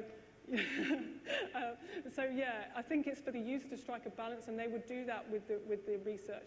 And in fact, what someone I was speaking to yesterday made a good point in that, ask yourself, are you addicted? Well, if there was a cigarette, if you were picking a cigarette or a glass of wine up as much as you pick up your phone, would you say you were addicted? So I think it's for the user to strike that balance with the research that the Institute would make. Does that answer your question? And also, it's not just about the addiction. So a study showed that they did this in schools, and they banned smartphones in schools, and they found that productivity improved. Pupils with the lowest grades actually did much better. So it's not just about the addiction, it's the productivity, it's our attention span, it's our memory, it's way more than that. Dan, do you have any questions? I like very much the idea that we need to have more evidence-based policy making. I think that's very good and very sound. There's clearly a tension here between the fact that iPhones could potentially, or technology can actually help people with their own healthcare, just as much be the hindrance of long-term conditions. But more to the point, let's say we do, on a current basis, the evidence is not there, as you say. So I'm a public health funder. Why would I want to invest in what you're suggesting rather than anti-smoking campaign, combating substance misuse, or sending out other public health messages that we know are very well evidenced? I think it's about time. So there was an article published in Time magazine that productivity decreased when things like emails on smartphones came about. And if we can improve, I guess with every argument there's a moral argument and there's a financial argument, and we've already got the moral argument, and we need more evidence about it, saying these are the negative impacts on people's psychology and social side.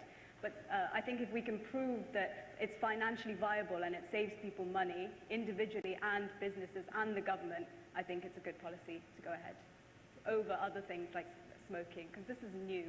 This is something that we need to watch out for. But I think also on the back of that, with the health implications, if we can gather evidence to say that this can actually lead to anxiety disorders and it can lead to some mild forms of depression if we don't have our phone, then perhaps some funding could be directed into sort of the mental health side, because you may find people as time goes on, as people become more aware of this issue, that they realise more and more the psychological impact, and then you can make a case for funding into sort of mental health at least. But we think that this is going to be a growing problem, and the implications will become more pronounced as time goes on and our phones get more snazzy. Excellent stuff. Thank you to our judges, and thank you to Mina and Gemma.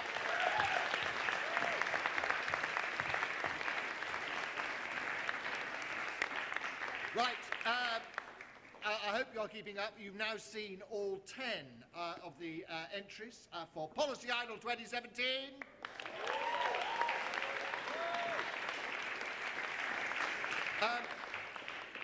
But before I liberate you to do your own judging and analysing and all that, I just want to talk to the two judges on our panel who haven't been involved in this process before, just to get their thoughts on it all. Polly,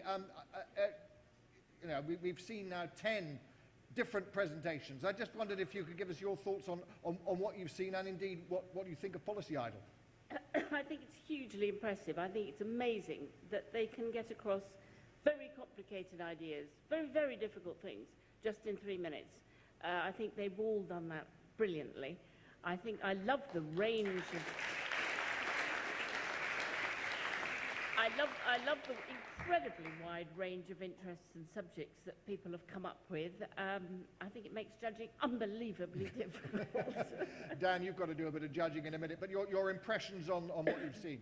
Well, very impressed, and it's good to hear such a varied number of policies being put across, and being put across in very coherent ways. I mean, part of the art of public speaking or presentation is putting your ideas across in a structured way, using your slides to complement what you're saying. I think we saw that from almost everybody this evening did that very, very well. And I think what was, very great credit to that. But I think the other point that struck me was the fact that we had some topics discussed that we're familiar with, and we had some topics that we actually made us really think about challenges in Uruguay and other countries, and actually think about things in a much more global context. And we are living in an ever smaller world, and policy challenges in the future aren't just going to be about Britain, they're going to be about how we interface internationally. So some really good ideas and fantastically well presented. I think it's been fantastic evening. Just the breadth, as you say, of ideas, and that so many of them are so far away from what they're studying at university. These are so often ideas that have been burning away for years and years, and finally, through the joy that is Policy Idol, they've got a chance to present it to you, ladies and gentlemen, and to our judges, who now, as you do, have to work out who are the winners. And indeed, who are the losers? No, just the winners. So you, hopefully, on your table will have something that looks like that. That is your interactive presenter, your voting tool. We don't quite have STV or AV or anything else here. It's just first past the post, I think. But if you... I want you now to sort of gather your thoughts, collect any bribes from the various contestants, and have a good solid think. You've got 15 minutes to do some good solid thinking about who you think should be the audience prize winner, not forgetting that there are 3 other prizes: the prize for presentation, the prize for substance style, and of course the overall winner that the judges will be doing. So do eat your crouton and your whatever's left on your tables, and you've got 15 minutes to come up with the audience winner. Thank you very much indeed.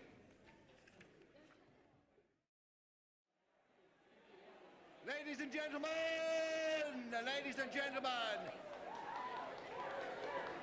we are but moments away from learning who is going to be Policy Idol 2017.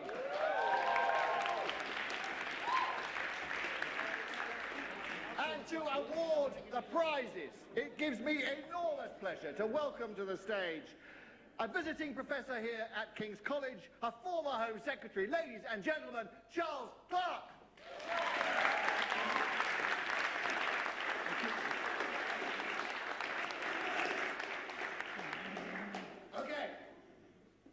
as you recall, there are 4 prizes. The first prize I'm going to announce is the prize for substance. And I can announce that the winner of the substance prize of Policy Idol 20... I'm good at this, aren't I? Just building up the excitement. Policy prize of 2017 is Gemma and Mina. Smartphone addiction.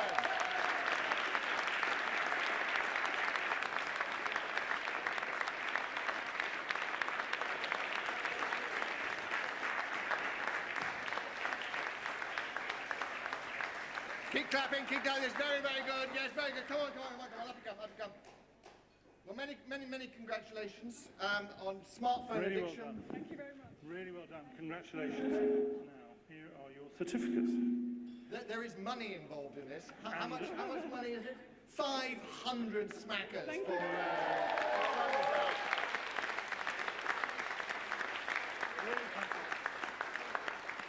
You'll change the behaviour of everybody here. Sorry. You'll change the behaviour Oh, of everybody I hope here. so. You've changed it.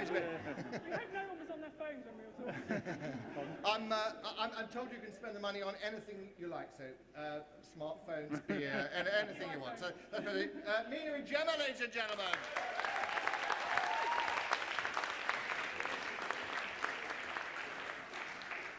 Right, the second prize we're going to announce is the winner for presentation, for style, and the winner of that, talking about colectadores in Uruguay, it's Nico and Antonio!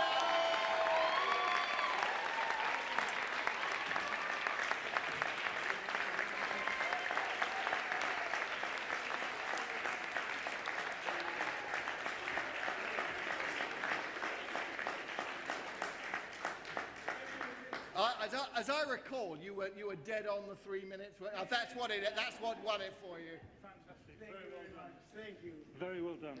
Luca.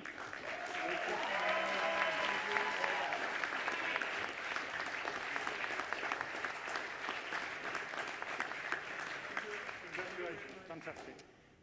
So well done to Nico and Antonio. The next prize is your prize, ladies and gentlemen. You are pressing your buttons beautifully. And I can tell you that the audience prize of Policy Idol 2017 goes to a man who talked about reducing meat consumption. It's Louis Phelps, ladies and gentlemen.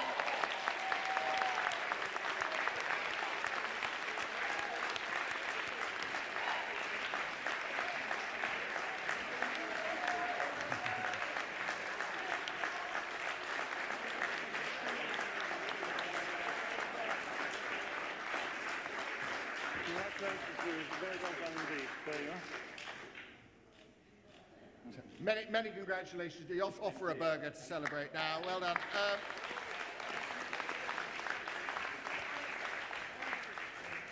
So now, the moment we have all been waiting for all evening, the announcement of the overall winner, the champion of Policy Idol 2017. I can tell you that the overall champion tonight is... Now there should be a music that goes... Du-du-du-dum.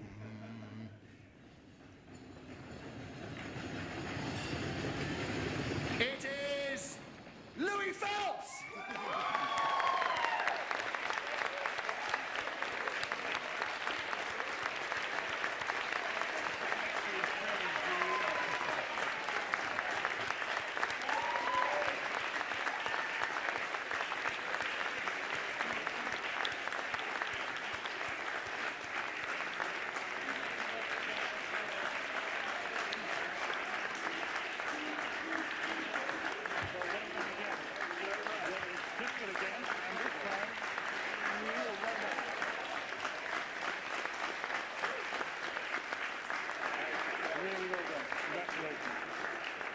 Just trying to work out, for the first prize gets £1,000.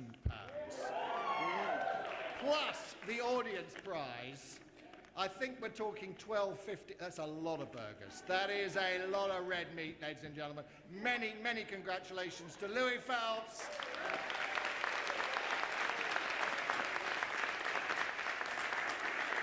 And I'd now like to invite Charles Clark to say a few words. Charles.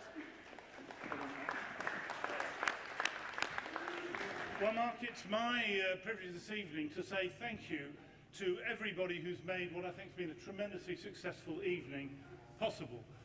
Firstly, Mark, I want to thank you. You've compared the events in inimitable style and with an enthusiasm which has been absolutely infectious.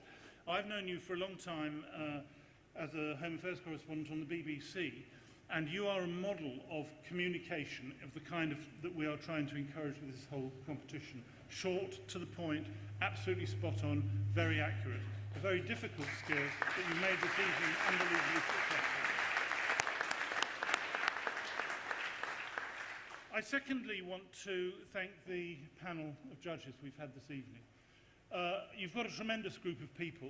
As Polly said in her remark just before we separated, it's not at all an easy task to separate these talents of what you've had. But also you asked a set of questions which I think in all cases drew the competitors out in a very positive way.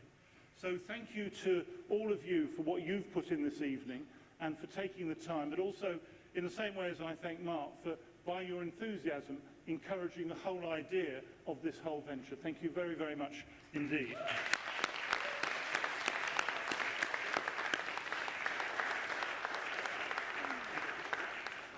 I thirdly want to thank the finalists themselves, the 10 different groups of different numbers of people.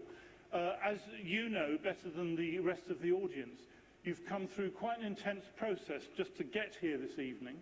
You've had prior panels, prior judgments, a bit of training and support to help you improve what you're doing. And as you've heard from everybody who's spoken this evening, the quality of what you've offered us all, and not just the winners, I congratulate the winners of course, but all 10 of the groups, is a real quality which has enhanced all of us and taken the whole competition again forward. I know you've put an enormous amount of time in it. I know, Louis in particular, how much time you put into it, because I had the pleasure of being sat next to your parents during the dinner this evening, and they've explained the various training routines you had to go through in order to perform at this level. But I really thank all 10 of you, the 10 groups, for what you have made happen, because you've put a lot of work, great ideas you've got, and my only encouragement really would be not to stop it all this evening, but to keep going with those ideas and try and push them forward. So to all the applicants, can we all thank all of you very, very much indeed for giving me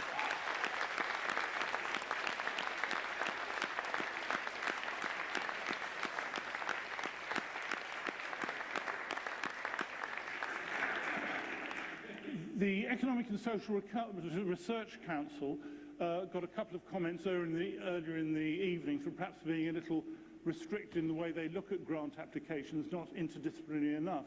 And I can certainly say from my own experience that that's true. But what they have done is they've sponsored this event this evening. And we all appreciate the ESRC doing that. It is a part of the commitment that the ERC has been trying to make over a number of years now to impact in research and getting results which actually make an impact on society of what's going on in universities. And so can we thank the ESRC for supporting the event this evening?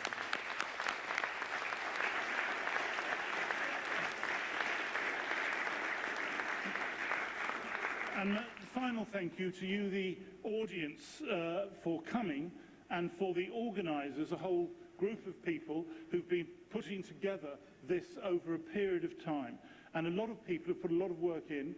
I think it would be invidious for me to pick out particular individuals within the King's Policy Institute who've made this happen. But you know who you are and you know what you've put in.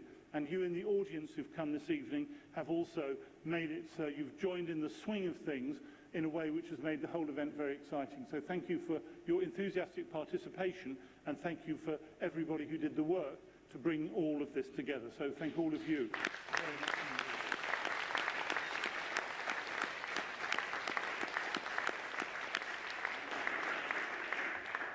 My final point is that this has been a great deal of fun this evening, but I also think it really has quite an important purpose. A lot of people have talked, particularly in these past few months, about a so-called post-truth society.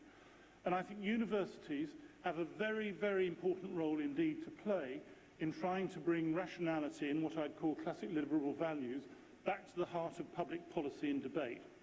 And a component of that is the capacity of the great work that's done in universities to communicate itself to the wider society. So it's not just shrinking in a corner, but saying, actually, if you look at the facts, if you are experts, these are things that you have to take into account when considering the decisions that we make in our society. It applies in sciences, in philosophy, in humanities, in all kinds of different areas. It's exceptionally important. I would say it's been important throughout all of my political life, but I think at this particular time, it's particularly important that universities hold firm to those rational values, Enlightenment values, if I can call them that, which were at the core of the foundation of universities and are a core responsibility of universities now. And this evening is about trying to get across the idea that not only think the good idea, not only do the research, but learn how to communicate it well. We're privileged this evening in being in the presence of two of the best communicators in Britain at the moment, Polly Toynbee and Mark Easton, in their different ways. And actually, it's a very rare skill to be able to communicate in that kind of way, but important to work on, important not only for you, but for the whole evolution of our society at this critical time. So my final thank you is to the Policy Institute at King's College London as a whole for conceiving of this idea, for carrying it through, and for making it happen. And long may that last. Thank you for everything this evening, and I hope you've had a good time. And I think it's my job now to wind up the events. I'll do that. Mark's the kind of journalist who,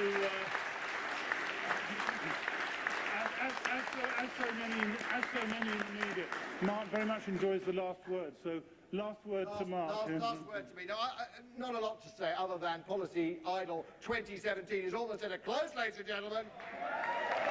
And if I could add my thanks to our brilliant panel, to Charles and of course to you, but mostly to our fantastic Policy Idol contenders this evening. I would ask that all our finalists stay, if you could, just for a few photos up here on the stage after everyone else has gone. It's been I hope you agree, it's been a really quite fun evening overall. Thank you very much indeed. Farewell, have a safe journey home, and thank you for making Policy Idol 2017 such a success. I hope to see you next year. Thank you very much indeed. Good night.